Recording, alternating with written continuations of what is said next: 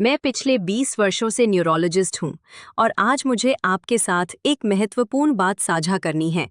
जबकि फल सामान्य रूप से एक स्वस्थ आहार का हिस्सा होते हैं, फलों के सेवन के बारे में कुछ महत्वपूर्ण बातें हैं जिन्हें सभी को समझना चाहिए, खासकर यदि आपको कुछ स्वास्थ्य स्थितियां हैं या आप विशेष दवाएं लेते हैं। शुरुआत से ही स्पष्ट कर दूं, फलों और स्ट्रोक के जोखिम के बीच संबंध उतना सरल कारण और प्रभाव का नहीं है।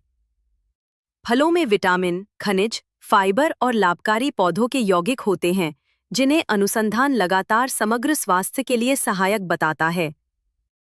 हालांकि कुछ व्यक्तियों में जिनकी विशेष चिकित्सीय स्थितियां होती हैं, फलों का सेवन करते समय सावधानी और चिकित्सकीय परामर्श आवश्यक होता है। मैं 5 फलों के बारे में बात करना चाहता हूं, जिन्हें विशेष समूहों के लिए ध्यान में रखना जरूरी है। ये ज्यादातर लोगों के लिए खतरनाक नहीं है, लेकिन ये समझना कि ये दवाओं और कुछ स्वास्थ्य स्थितियों के साथ कैसे क्रिया करते हैं, आपके आहार संबंधी चुनावों को सूचित कर सकता है। सबसे पहले केले की बात करें। ये पीले फल पोटेशियम से भरपूर होते हैं। एक मध्यम आकार के केले में लगभग 400 मिलीग्राम पोटेशियम होता है।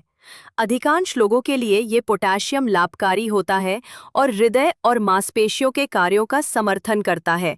लेकिन अगर आपको क्रॉनिक किडनी डिजीज है या आप कुछ विशेष दवाएं लेते हैं, खासकर एस इनहिबिटर्स, पोटेशियम स्पेयरिंग ड्यूरेटिक्स या कुछ बीटा ब्लॉकर्स, तो पोटेशियम से भरपूर खाद्य पदार्थों का अधिक सेवन चिकित्सकीय देखरेख में होना चाहिए। जब आपकी किडनी ठीक से काम नहीं कर रही होती, तो वे आपके खून से अतिरिक्त पोटेशियम निकालने में संघर्ष कर सकती हैं। पोटेशियम का बढ़ा हुआ स्तर, जिसे हाइपरकैलेमिया कहते हैं, हृदय की धड़कन को प्रभावित कर सकता है और गंभीर मामलों में हृदय संबंधी जटिलताएं पैदा कर सकता है। इसका मतलब ये नहीं है कि केले स्वस्थ लोगों में स्ट्रोक का कारण बनते हैं। इसका मतलब ये है कि यदि आपको किडनी की बीमारी है या आप ऐसी दवाएं लेते हैं जो पोटेशियम स्तर को प्रभावित करती हैं, तो आपको अपने डॉक्टर से उचित सेवन के बारे में बात करनी चाहिए। मुझे एक मरीज याद है जिसका नाम मार्गरेट था। उसे क्रॉनिक किडनी डिजीज थी और वो ब्लड प्रेशर के लिए एस इनहिबिटर ले रही थी। उसे केले बहुत पसंद थे और वो रोज 2-3 खा लेती थी, ये सोचकर कि ये स्वस्थ है। नियमित रक्त जांच में पता चला कि उसका पोटेशियम स्तर 5.7 था। हमें केले पूरी तरह बंद नहीं करने पड़े, बस उसका सेवन घटाकर हर कुछ दिनों में एक छोटा केला कर दिया और स्तर पर नजर रखी। कुछ ही हफ्तों में उसका पोटेशियम सामान्य हो गया और वह संतुलित आहार में संयम से केले का आनंद लेती रही। यदि आपकी किडनी सामान्य रूप से काम कर रही है और आप ऐसी दवाएं नहीं ले रहे जो पोटेशियम पर असर डालती हैं, तो केले बिल्कुल स्वस्थ हैं। कुंजी है अपनी स्थिति को समझना। अपने फल विकल्पों में विविधता स्वाभाविक रूप से पोषण का संतुलन करती है। सेब, नाशपाती और बेरी अलग अलग पोषण प्रोफाइल देते हैं और केले के साथ संतुलित आहार बना सकते हैं। अब अंगूर की बात करें। ये छोटे फल मीठे और सुविधाजनक होते हैं। इनमें प्राकृतिक शर्करा होती है जो तुरंत ऊर्जा देती है। 1 कप अंगूर में लगभग 23 ग्राम शर्करा होती है। जिन लोगों को रक्त शर्करा नियंत्रित करने की समस्या नहीं है, उनके लिए भोजन का हिस्सा बनाकर या प्रोटीन और वसा के साथ अंगूर खाना सामान्यतः ठीक है। लेकिन डायबिटीज या प्री डायबिटीज वाले लोगों को ये समझना चाहिए कि अंगूर उनका शुगर लेवल कैसे प्रभावित करते हैं। जब आप शर्करा से भरपूर फल बिना फाइबर, प्रोटीन या वसा के खाते हैं, तो आपका रक्त शर्करा तेजी से बढ़ सकता है। लंबे समय तक बार बार ऐसा होने से रक्त वाहिकाओं को नुकसान और सूजन हो सकती है, जो हृदय रोग और स्ट्रोक जैसे जोखिम कारक हैं। यह केवल अंगूर तक सीमित नहीं है, बल्कि किसी भी सांद्रित शर्करा स्रोत पर लागू होता है। मैंने एक मरीज रॉबर्ट के साथ काम किया जो प्री डायबिटिक था और कार्यस्थल पर बड़े कटोरों में अंगूर खाता था। जांच में हमने उसके ब्लड शुगर में भारी उतार चढ़ाव देखे। हमने उसे अंगूर कभी ना खाने को नहीं कहा, बल्कि भाग नियंत्रण और संयोजन रणनीतियां समझाईं। उसने दोपहर के भोजन के बाद थोड़े से अंगूर को मेवों या पनीर के साथ खाना शुरू किया, जिससे उसकी ब्लड शुगर प्रतिक्रिया काफी स्थिर हुई। इस छोटे बदलाव और अन्य आहार समायोजन से उसने अपने ब्लड शुगर को बेहतर नियंत्रित किया। अंगूर पर कीटनाशक अवशेष भी एक विचारणीय पहलू है। अंगूर अक्सर उन फलों की सूची में आते हैं जिन पर अधिक कीटनाशक अवशेष पाए जाते हैं। धोना मदद करता है, लेकिन जब संभव हो तो ऑर्गेनिक अंगूर चुनना या कम अवशेष वाले फल लेना बेहतर है। यह भोजन सुरक्षा की सामान्य बात है, स्ट्रोक जोखिम से विशेष रूप से संबंधित नहीं। अब संतरे और खट्टे फलों की बात करें। ये विटामिन सी और फाइबर के उत्कृष्ट स्रोत हैं। एक मध्यम संतरे में लगभग 70 मिलीग्राम विटामिन सी होता है, जो प्रतिरक्षा का समर्थन करता है और एंटीऑक्सीडेंट की तरह कार्य करता है। अधिकांश लोगों के लिए संतरे स्वस्थ विकल्प हैं, लेकिन खट्टे फलों में फ्यूरानोकॉमरिन्स नामक यौगिक होते हैं, जो आपके लिवर की उन एंजाइम्स से हस्तक्षेप करते हैं जो कई दवाओं के मेटाबॉलिज्म के लिए जिम्मेदार होते हैं। यह इंटरैक्शन चिकित्सा साहित्य में अच्छी तरह से प्रलेखित है।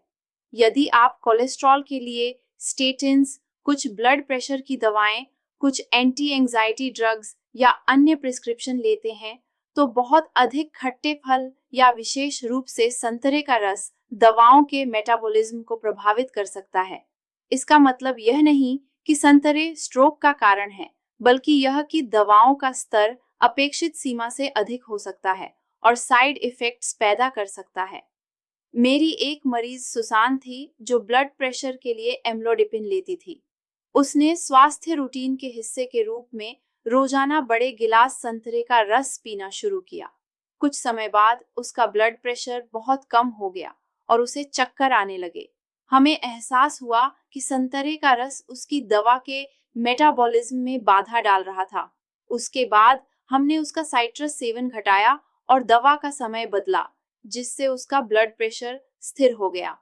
यदि आप दवाएं लेते हैं तो अपने डॉक्टर या फार्मासिस्ट से पूछना उचित है कि क्या खट्टे फलों का सेवन विशेष ध्यान की आवश्यकता है।